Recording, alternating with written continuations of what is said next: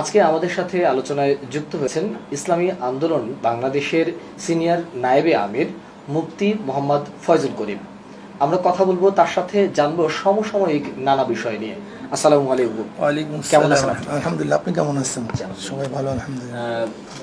আমরা আসলে একদম সরাসরি আলোচনায় চলে যেতে চাই। আপনি জানেন যে নতুন অন্তর্বর্তীকালীন সরকার শপথ নিয়েছেন এবং শিক্ষার্থীরা সহ সাধারণ জনতার আসলে আন্দোলনের ফলেই একটা অভ্যুত্থান ঘটেছে এবং আজকে নতুন একটি সরকার শপথ নিল এবং তারা ইতিমধ্যে কার্যক্রম পরিচালনা করছে। এই নতুন সরকারের কাছে আসলে আপনাদের প্রত্যাশাটা কি? আলহামদুলিল্লাহ, আসলে নতুন সরকারের কাছে প্রত্যাশা হলো যেই কারণে ছাত্র জনতা বিপ্লব করেছে সেই বিপ্লবের জন্য বাস্তবায়ন হয়। জুলুম, নির্যাতন, অবিচার, এর থেকে মানুষ নিস্তার পায়, শান্তি পায়, তারা যেন নিরাপদে বসবাস করতে পারে, মানুষের অধিকার যেন প্রত্যেকটা মানুষ ফিরে পায়, আয়নাঘর যেন তৈয়ার না হয়, জুলুমের শিকার মানুষ না হয়, বৈষম্য বিরোধী আন্দোলন। এক কথায় বাংলাদেশে কোনো বৈষম্য থাকতে পারবে না, সব জায়গায় সমতা থাকতে হবে। চাকরির ক্ষেত্রে, খাদ্যের ক্ষেত্রে, বস্ত্রের ক্ষেত্রে, অন্যের ক্ষেত্রে, চিকিৎসার ক্ষেত্রে সব জায়গায় সমতা থাকতে হবে। অসম কোনো জায়গায় এই ছাত্র এবং জনগণ চায় না। আমি অনুরোধ করব বর্তমান অন্তর্বর্তীকালীন সরকার যেন যেই দাবি নিয়ে ছাত্র এবং জনতা ঝাঁপিয়ে পড়ছে সেই দাবি যেন বাস্তবায়ন হয় এবং এই দেশের জনগণ যেন দেখতে পারে। আমাদের যে স্বরাষ্ট্র উপদেষ্টা, তিনি সাম্প্রতিক একটি মন্তব্য করেছেন, আওয়ামী লীগকে আবারও দল গঠন করবার জন্য বা আবারও তাদেরকে সংগঠিত হওয়ার জন্য বলেছেন এবং এটি যারা এই আসলে ছাত্র আন্দোলনের সাথে যুক্ত ছিলেন কিংবা যারা এই আন্দোলনের সাথে যুক্ত ছিলেন তারা এই বক্তব্যটাকে একেবারেই গ্রহণ করেনি। এটাকে আসলে আপনারা কিভাবে দেখছেন? আসলে হঠাৎ করে উনি যে বক্তব্য দিয়েছেন, এই বক্তব্যটা কেন দিয়েছেন, কোন উদ্দেশ্যে দিয়েছেন আমি জানি না, কিন্তু আন্দোলনের মতো তার বক্তব্য এটা সাংঘর্ষিক। আন্দোলন এবং বক্তব্যের সাথে আসলে বাস্তবতার মিল নেই। হাজার হাজার খুন হয়েছে, গুম হয়েছে, এদেশে টাকা পয়সা লুট হয়েছে, সমস্ত রাষ্ট্রীয় সম্পদগুলি আপনি দেখেছেন এইমাত্র যে 92,000 কোটি টাকা ব্যাংক থেকে লুটপাট হয়ে গেছে। বাংলাদেশের অনেক প্রতিষ্ঠানগুলি ধ্বংস হয়ে গেছে, সব জায়গায় দলীয় করণ করা হয়েছে, স্বজন প্রীতি করা হয়েছে। যারা খুনি তারা বুক ফুলিয়ে রাস্তায় হাঁটছে, আর যারা নির্দোষ তারা ধুকে ধুকে জেলখানায় মরছে, আয়নাঘরে ছিল, তাদের পরিবার পরিজন জানতে পারে না তারা কোথায় আছে। আমি তো মনে করি যাদেরকে আয়নাঘরে নির্বিচারে দীর্ঘদিন পর্যন্ত পরিবার পরিজন থেকে বিচ্ছিন্ন করা হয়েছে, জানতে পারে নাই, এর একটা শাস্তিও তো যদি এই সরকার পায় তাহলে বর্তমান স্বরাষ্ট্র সচিবের, স্বরাষ্ট্র উপদেষ্টার কথার সাথে আর বাস্তবতার সাথে কোনো মিল থাকে না। তিনি শেখ হাসিনাকেও দেশে আসার আহ্বান জানিয়েছেন এবং বলেছেন যে আপনাকে তো দেশ ত্যাগ করতে বলা হয়নি। আসলে যেই ব্যক্তি বাংলাদেশ ছেড়ে চলে গেল আর কি, এরকম একটা তার দলকে বিপদে ফেলে দিয়ে তাকে আবার দেশে ফিরতে আসার আহ্বান জানানো, এটাকে আসলে আপনি কিভাবে মূল্যায়ন করবেন? আমি মনে করি দ্বিতীয়বার উস্কানি দেয়া, আর কিছু না। আবারও দ্বিতীয়বার এদেশে একটা যুদ্ধক্ষেত্র তৈরি করার পরিবেশ সৃষ্টি করতেছে কিনা আমি জানি না। আপনারা সাবেক যে সরকার আর কি, সেই সরকারের অধীনে কোনো ধরনের নির্বাচনী অংশ নেননি এবং সব ধরনের নির্বাচনগুলোই আপনারা বয়কট করে আসছিলেন এবং রাজপথে ছিলেন। আপনারা কি মনে করছেন যে এই সরকারের অধীনে খুব কত দ্রুত আসলে একটি গণতান্ত্রিক নির্বাচন হওয়া সম্ভব? আসলে আপনার প্রশ্ন হচ্ছে সংশোধনী সব ধরনের নির্বাচন নয়, জাতীয় নির্বাচন আমরা অংশগ্রহণ করিনি, জাতীয় নির্বাচনে। তবে বাংলাদেশের মানুষ সুস্থ, নিরপেক্ষ, এক গ্রহণযোগ্য নির্বাচন চায়। আমি অনেক আগের থেকেই বক্তব্য দিয়েছিলাম, হয়তোবা আপনাদের দৃষ্টিগোচর হয়েছে, যে পাকিস্তানিরাও ডেভেলপের অনেক কথা বলছে কিন্তু তারা ভোটের মূল্যায়ন করতে পারে নাই। ঠিক আমি বলেছিলাম যে আওয়ামী সরকার আপনি যত উন্নয়নের কথা বলেন, বক্তব্য দেন, যদি মানুষের ভোটের মূল্যায়ন করতে না পারেন তাহলে এদেশের মানুষের যা কিছু আছে তা নিয়ে আপনার বিরুদ্ধে ঝাঁপিয়ে পড়বে, এই বক্তব্য কিন্তু আমাদের অনেক আগের থেকেই ছিল। কাজেই যেহেতু সে নির্বাচনকে গুরুত্ব দিতে পারে নাই, ভোটের মূল্যায়ন করতে পারে নাই, জোর দখলভাবে সে ক্ষমতা গ্রহণ করেছে, এর জন্য মানুষ আগের থেকে ক্ষিপ্ত হয়ে গেছে। কাজেই অন্তর্বর্তীকালীন সরকারকে অবশ্যই বলবো ভোটের পরিবেশ সৃষ্টি করে গ্রহণযোগ্য নিরপেক্ষ নির্বাচন দেওয়ার জন্য, তাহলে বাংলাদেশের মানুষ সুস্থ থাকবে, শান্তিতে বসবাস করতে পারবে। বরিশালে আপনি নির্বাচনে অংশগ্রহণ করেছিলেন, সেই নির্বাচনে আপনার উপরে হামলাও হয়েছিল। এরপরে আপনি একটা বক্তব্য দিয়েছিলেন যে এই সরকারকে পতন না ঘটিয়ে আমি ঘরে ফিরবো না, এবং এখন সেই বক্তব্যটা সামাজিক যোগাযোগ মাধ্যমে বেশ বলা চলে যে আলোচনায় আপনার এই বক্তব্যটা। এখন সরকারের পতন হয়েছে, স্বৈরাচারের আপনাদের ভাষায় স্বৈরাচার সরকারের পতন হয়েছে, এখন আসলে আপনাদের পরিকল্পনাটা কি? দেখেন, আমি শুধু পতন ঘটিয়ে ফিরবো না এই বক্তব্য শুধু দেইনি, আমি বলেছিলাম অবশ্যই আল্লাহ পাকের গজব আসবে, এবং আল্লাহর কাছে দোয়া করেছিলাম যে আল্লাহ সে আমার দুই চোখে যেন সেই গজবটা দেখতে পারি। কাজে আল্লাহ পাকের শুকরিয়া আদায় করতেছি, আমার উপরে এবং আমাদের উপরে, এই বাংলাদেশের জনগণের উপরে যেই জুলুম, অত্যাচার, অবিচার করা হয়েছিল, আল্লাহ পাক তাদের উপর গজব নাজেল করছেন, দুই চোখে দেখছি, এটা আল্লাহ পাকের শুকরিয়া। কাজে আমি যেই সরকারই আসুক না কেন, যারাই দেশ পরিচালনা করুক না কেন, আমি আর কারোর উপরে জুলুম দেখতে চাই না, অবিচার দেখতে চাই না, অত্যাচার দেখতে চাই না, আইনের দেশ দেখতে চাই, যেখানে না আইন থাকবে, স্বজনপ্রীতি থাকবে না।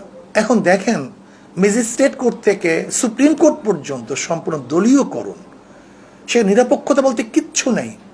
সরকার বলছে যে কোঠা থাকবে না, নাই, আছে আছে।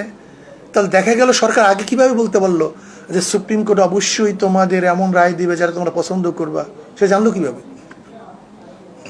তাহলে নিশ্চিতভাবে সরকার গুলি একেবারে ম্যাজিস্ট্রেট কোর্ট থেকে আপার লেভেল পর্যন্ত সব জায়গায় দলীয়করণ সৃষ্টি করছে, এবং সরকারের আমি মনে করি সরকার ইঙ্গিতই তারা রায় প্রদান করেছে।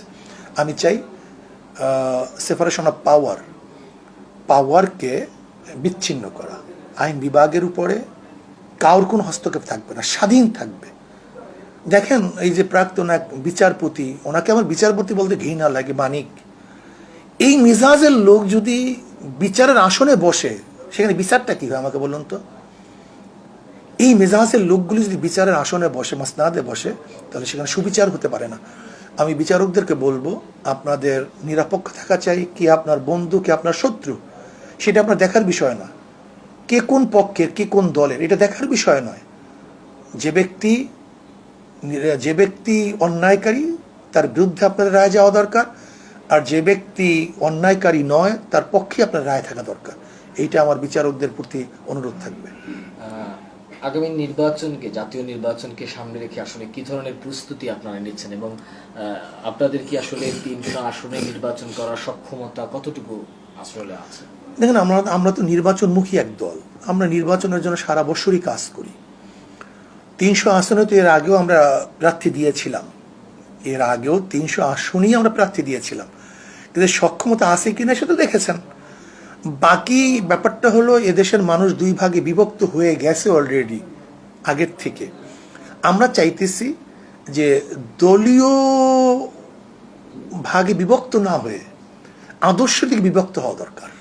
আমাদের বহু সমস্যা হলো, দল যদি খারাপ করে তাহলে সেটা আমরা গ্রহণ করি, দল ভালো করলেও গ্রহণ করি, খারাপ করলেও গ্রহণ করি। আসলে এটা বিবেকবান মানুষের এইটা লালন করা ঠিক না। বরং আমি একজন বিবেকবান হিসাবে আমার উচিত ছিল, যদি দল ভালো করে তাহলে ভালোর পক্ষে থাকবো, যদি খারাপ করে তাহলে আমি খারাপের বিপক্ষে চলে যাব। এই জন্য আমি বলবো, দেশের জনগণকে দলকানা না হয়ে আমরা নিজেদেরকে, এই দেশকে, এই জাতিকে বাঁচাবার জন্য সৎ এবং সুন্দর এক আদর্শের প্রতি আগ্রহশীল হই, সেইটাকে নির্বাচন করি। আমি মনে করি ইসলামী আদর্শ ব্যতীত এদেশ কোনোদিন শান্তি থাকবে না, শান্তি আসতে পারে না। এই জন্য বাংলাদেশের 92% মুসলমানদেরকে বলবো, আসুন ইসলামের সুশীল ছায়াতলে আপনারা আসুন। ইসলামী নীতি আদর্শ বাস্তবায়ন হলেই মুসলমান, হিন্দু, খ্রিস্টান, বৌদ্ধ, যে যত ধরনের মানুষ আছে না, সবাই শান্তিতে বসবাস করতে পারবে। যখন এটা বললেন, আমাদের অনেক দর্শক আমাদেরকে এই বিষয়টা জানতে চেয়েছে যে আপনারা আসলে ইসলামিক দলগুলো সবাই মিলে একটা ঐক্যে যাবেন কিনা, এরকম কোনো পরিকল্পনা না, এই তো আপনাদের আমাদের আছে? আছি। আমরা তো আগেই বলছি, ইসলামিক আমাদের সমমনা দলগুলিকে নিয়ে তো ঐক্য করার চেষ্টা আমরা করতেছি, অভ্যুত আছে, এবং আমাদের চেষ্টা থাকবে যে ইসলামিক দলগুলি ঐক্যবদ্ধভাবে আমরা নির্বাচনে অংশগ্রহণ করি। জামাতের সাথে আপনাদের একটা সময়ে বৈরী সম্পর্ক ছিল, আমরা দেখছি যে এখন আপনাদের সাথে কিছুটা হলেও সেই বৈরী সম্পর্কটা কিছুটা শিথিল হচ্ছে, সেটা আমরা বিভিন্নভাবে দেখতে পাচ্ছি। তা আপনারা কি আসলে এই ঐক্যের সাথে জামাতকেও সম্পৃক্ত করবেন কিনা? আসলে দেখেন, জামাতের সাথে ইসলামী আন্দোলন বাংলাদেশের বৈরিতা কখনোই ছিল না, এবং ইসলামী আন্দোলন বাংলাদেশ কোনো রাজনৈতিক দলকে ব্যক্তিগতভাবে তাদের দলীয় থেকে বৈরিতা শিকারের মাসনাদে বসায় না। ইসলামী আন্দোলন বাংলাদেশ নিহিত আদর্শের এক সংগঠন। দেখেন, জামাতের সাথে আসলে ইসলামী আন্দোলনের কোনো বৈরিতা নেই। জামাতের সাথে বৈরিতা হলে আহলে সুন্নাত ওয়াল জামাতের ওলামায়ে কেরামের। এখানে রাজনৈতিকভাবে তাদের সাথে আমাদের কোনো বৈরিতা নেই। সেখানে আমরা মনে করি আহলুস সুন্নাত ওয়াল জামাতের ওলামায়ে কেরাম জামাতের ব্যাপারে যে বক্তব্যগুলি আগেই দিয়ে আসছেন, সেই বক্তব্য থেকে তো আমরা পিছনে হটি নেই, এবং জামাতও তাদের ভুলগুলি স্বীকার করে নেই। কাজে সেখানে তো সেখানে সে অবস্থানে আছে। কিন্তু রাজনৈতিক ব্যাপার হলো, যেরকম এই গণ আন্দোলনে আমরা যুগপৎ আন্দোলনের মধ্যে সবাই ছিলাম, আর ইসলামী আন্দোলন বাংলাদেশ তো আলহামদুলিল্লাহ এই শেখ হাসিনার, স্বৈরাচারী শেখ হাসিনার পতনের ব্যাপারে যে ভূমিকা রেখেছে, অন্য কোনো রাজনৈতিক দল বাস্তবে এরকম ভূমিকা রাখতে পারে নাই। রাজনৈতিক দৃষ্টিকোণ থেকে এক বিষয়, আর জামাতের ব্যাপারে হক্কানি ওলামায়ে কেরামের যেই আপত্তি এবং প্রশ্নগুলি, সেগুলো আজও সলভ হয়নি। আর আমি জামাতের ভাইদেরকে বলবো যে আসুন আহলুস সুন্নাত ওয়াল জামাতের ওলামায়ে কেরামের সাথে একটা বৈঠক করে আমাদের মধ্যে যতটুকু মতনৈক্য আছে সেই মতনৈক্যগুলি সেরে ফেলি। তারা উদাহরণ দেবে যে নৌকা ডুবতেছে, এখন মতনৈক্য করার সময় কোথায়? আমি তাদেরকে অনুরোধ করব, নৌকা কেন ডুবতেছে, যে ছিদ্র আছে, ছিদ্রটা যদি আমরা বন্ধ করে দেই, তাহলে নৌকা ডুববে না, আমরা সবাই বেঁচে যাব। আপনি বলছিলেন যে যদি ইসলামিক জোটগুলো ক্ষমতায় আসে, সেক্ষেত্রে অন্যান্য ধর্মের যারা আছে তারাও সুরক্ষিত থাকবে। তা আমরা আসলে দেখেছি যে এই অর্থাৎ শেখ হাসিনা সরকার পতনের পরে বিভিন্ন জায়গায় যারা বিভিন্ন ধর্মের আছে তাদের বাড়িঘরে হামলা করা হয়েছে, এবং যতটা না হামলা করা হয়েছে তার থেকে বেশি গুজব ছড়ানো হয়েছে আসলে। এবং আমরা এও দেখেছি যে বিভিন্ন মসজিদ, বিভিন্ন মন্দির, বিভিন্ন হিন্দুদের বাড়িতে আপনাদের কর্মীরা পাহারা দিচ্ছে, জামাতের কর্মীরা পাহারা দিচ্ছে। আসলে আপনারা এই বিষয়টাকে কিভাবে দেখছেন? হিন্দুদের নিরাপত্তার বিষয়টা আসলে আপনারা কতটুকু জোর দিচ্ছেন? দেখেন, হিন্দুদের কোনো মন্দিরের উপরে বা তাদের ঘরের উপর আক্রমণ হয়েছে মানে আন্দোলনকে কেন্দ্র করে, এটা আমার জানা নেই। প্রথম বুঝতে হবে, আমি মনে করি হিন্দুদের মন্দিরের উপরে, তাদের বাড়ির উপরে এটা পরিকল্পিত আক্রমণ করা হয়েছে।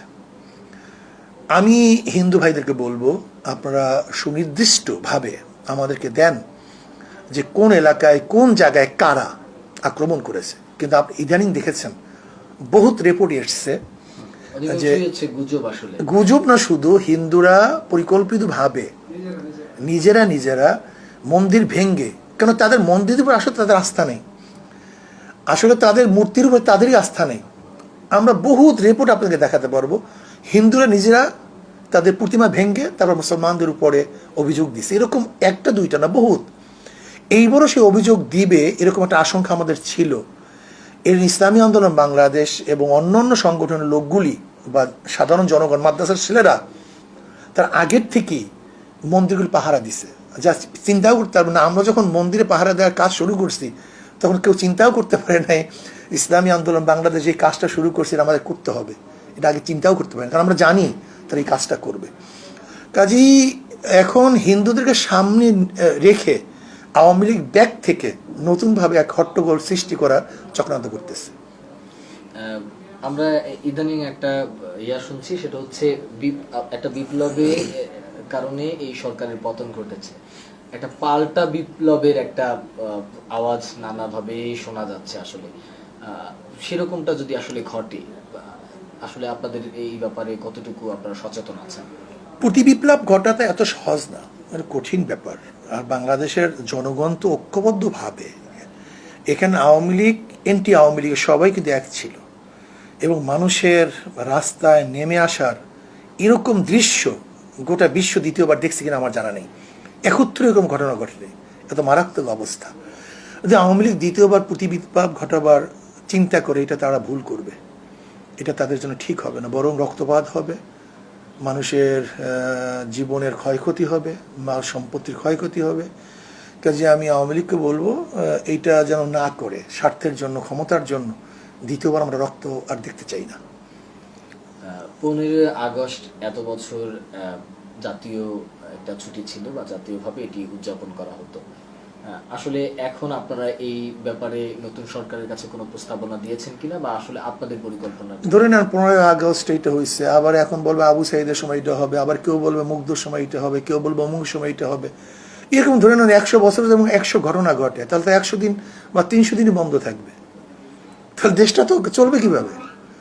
আমি মনে করি যে 15 আগস্টের যে সিদ্ধান্ত তো একসময় ছিল না।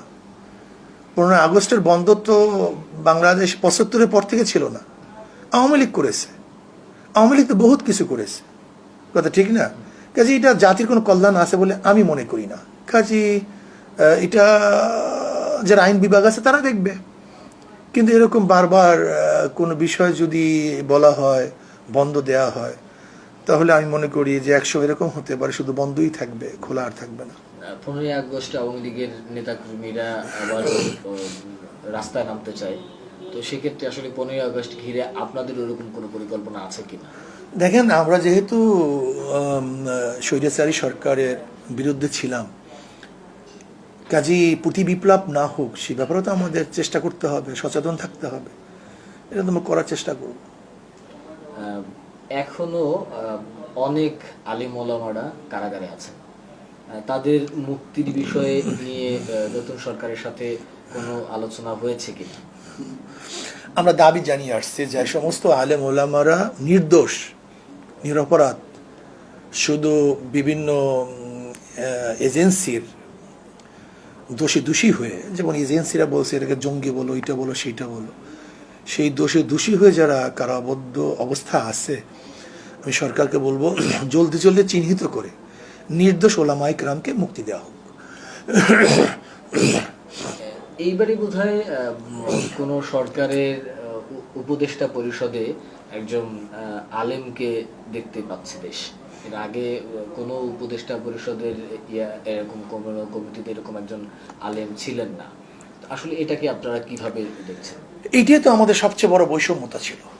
আমরা বৈষম্য বিরোধী আন্দোলন করে সবচেয়ে বড় বৈষম্যতা ছিল এই 92% মুসলমানদের, দেশে মুসলমানদের কোনো পার্টিসিপেট নেই, বলতে মানে যে সবাই তো মুসলমান। তাহলে আমি বলবো তো হিন্দুদের থেকে যদি কেউ প্রতিনিধিত্ব হতে পারে, যদি চাকমা মারমাদ থেকে কোনো প্রতিনিধিত্ব হতে পারে, তাহলে যারা ইসলাম পালন করে এদেশের ওলামায়ে কেরামের বিশেষ খেদমতে বাংলাদেশে আছে, এবং ওলামায়ে কেরামের কারণেই বাংলাদেশ নামীয় বাংলাদেশে এখনো আছে। যদি ওলামায়ে কেরাম ইসলামের প্রতি উদ্বুদ্ধ না করতেন, দাওয়াত না দিতেন, তাহলে এদেশের তো মানুষ আর মুসলমান থাকতো না, সবাই তো নাস্তিক হয়ে যেত। এই দেশের ভূখণ্ড আমরা রক্ষা করতে পারতাম না, এপার বাংলা ওপার বাংলা এক হয়ে যেত। যে ওলামায়ে কেরামের সবচেয়ে বেশি খেদমত দ্বীনের প্রতি এবং দেশের জন্য, সে ওলামায়ে কেরামের প্রতিনিধি এতদিন ছিল না, এটা অন্যায় ছিল। এখন যেহেতু একজন প্রতিনিধি আছে, আমি মনে করি প্রতিনিধি আরও বাড়ানো দরকার। এবং শিক্ষা মন্ত্রণালয়, ডক্টর আফম খালিদ সাহেব শুধু একজন আলেমই নন, তিনি একজন বিজ্ঞ পণ্ডিত ব্যক্তি। কাজে শিক্ষা মন্ত্রণালয় গণশিক্ষার দায়িত্ব হিন্দুদেরকে দিয়েছে। এদেশে 92% মুসলমানদের দেশের গণশিক্ষার দায়িত্ব, এটা কি হিন্দুদের কাছে দেওয়া উচিত কিনা? বলবেন হিন্দু বলতেছেন কেন? আমি বলছি আগেই সে তো হিন্দু প্রতিনিধি, সে তো নির্বাচিত হয় না, সে তো হিন্দুদের থেকে প্রতিনিধি হয়েছে। যদি জনগণের ভোটে নির্বাচিত হয়েছে তাহলে আমি বলতাম সে প্রতিনিধি, কিন্তু এখন আমি তাকে বলবো হিন্দু প্রতিনিধি। না, সেক্ষেত্রে তো তারাও বলতে পারে যে ধর্ম তো বাংলাদেশে অন্যান্য আরো ধর্ম আছে, তাহলে ধর্ম মন্ত্রণালয় তো একজন মুসলমানকে বা আলেমকে দেওয়া হচ্ছে, তাহলে তো তারাও তো সেই জায়গা থেকে নিজেদেরকে। একটা হলো শিক্ষা, আর ধর্ম। শিক্ষা আর ধর্মের মধ্যে হাজারো ডিফারেন্স আছে, শিক্ষা হলো বেসিক। আমি কার কাছে বেসিক দেখেন, আমি এই কথা বললাম কেন, এই কারণটা কি, দেখেন বিগত দিনে শিক্ষা ব্যবস্থার মধ্যে কি ঘটনা হয়েছে। সেখানে মুসলমানদের বইয়ের মধ্যে, মুসলমান ইসলাম শিক্ষার মধ্যে হিন্দুদের দেবদেবী ঢুকিয়ে দেওয়া হয়েছে। এটা কারণটা কি? বেশিরভাগই আপনাদের এই পাঠ্যপুস্তক নিয়েই বেশিরভাগ সময় আপনাদেরকে রাস্তায় থাকতে হয়েছে। এর কারণটা আমি এই কথা বললাম অনেক দুঃখের সাথে, যেটা পরিকল্পিতভাবে, যে ভারত পরিকল্পিতভাবে এদেশের ইসলাম মুসলমানদেরকে একেবারে ধ্বংস করার চক্রান্ত শিক্ষা লেভেল থেকে শুরু করছে। তাহলে এতদিন তো ধরেন আপনারা বলছিলেন যে ভারতের একটা সরকার ছিল, কিন্তু এবারের যে সরকার সেটা তো আপনাদের সবার সরকার, গণমানুষের সরকার। তাহলে এবারে আসলে শিক্ষা মন্ত্রণালয়টা আপনারা সেরকম ভাবে প্রস্তাব করতে কেন পারলেন না? দেখেন, বর্তমানে যে সমস্ত অন্তর্বর্তীকালীন সরকার যারা গঠন করছে, আমি একজন, বা আমাদের ইসলামী আন্দোলন বাংলাদেশ যেই রোল প্লে করছিল আন্দোলনে, সেইভাবে কিন্তু তারা আমাদেরকে গুরুত্ব দেয়নি। ইসলামী আন্দোলন বাংলাদেশ প্রথম থেকে যেইভাবে এই সরকার, স্বৈরাচারী সরকারকে হটাবার চেষ্টা সাধনা আন্দোলনে সম্পৃক্ত ছিল, কিন্তু তারা আমাকে জিজ্ঞাসা করে না, আমাদের কাছে জিজ্ঞাসা করে নাই। যদি আমাদের সাথে পরামর্শ করতো তাহলে আমরা পরামর্শ দিতাম। যে বাংলাদেশে 92% মুসলমান বাংলাদেশের জনগণের চিন্তা এবং ভাবনার বাহিরে গিয়ে কেউ কিছু করতে পারবে না। আমরা পরামর্শ যদি নিত তাহলে দিতাম, কিন্তু তারা আমার এই বিষয়ে পরামর্শ চায়নি। দেশবাসীর উদ্দেশ্যে আসলে আপনাদের এখন বার্তা? আমি দেশবাসীকে শুধু বলবো, আমরা শান্তি চাই, মুক্তি চাই, সাম্য, মানবিক মর্যাদা, সামাজিক ন্যায় বিচার আমরা প্রতিষ্ঠিত করতে চাই। আমরা মারামারি চাই না, খুনাখুনি চাই না, ধ্বংস চাই না, অগ্নিসংযোগ চাই না, জুলুম অত্যাচার চাই না, জাগা দখল, চাঁদাবাজি এগুলি আমরা চাই না। প্রত্যেকটা মানুষ যেন শান্তিতে বসবাস করতে পারে, প্রত্যেকের অধিকার নিয়ে বসবাস করতে পারে, প্রত্যেকটা মানুষের আশরাফুল মাখলুকাত তাদের মর্যাদা অনুযায়ী চলতে পারে। এর জন্য আসুন আমরা কাঁধে কাঁধ মিলিয়ে এই দেশটাকে গড়ি, এই দেশটাকে সামনে অগ্রসর করার জন্য চেষ্টা করি। আমরা মারামারি কাটাকাটির থেকে এবং জুলুম অত্যাচার থেকে এবং মানুষেরকে হত্যা এবং খুন খারাপের থেকে নিজের হাতকে গুটিয়ে নিই, বরং মাজলুম মানুষের পাশে আমরা সবাই দাঁড়াই। এইটি আমার দেশবাসীর প্রতি অনুরোধ থাকবে।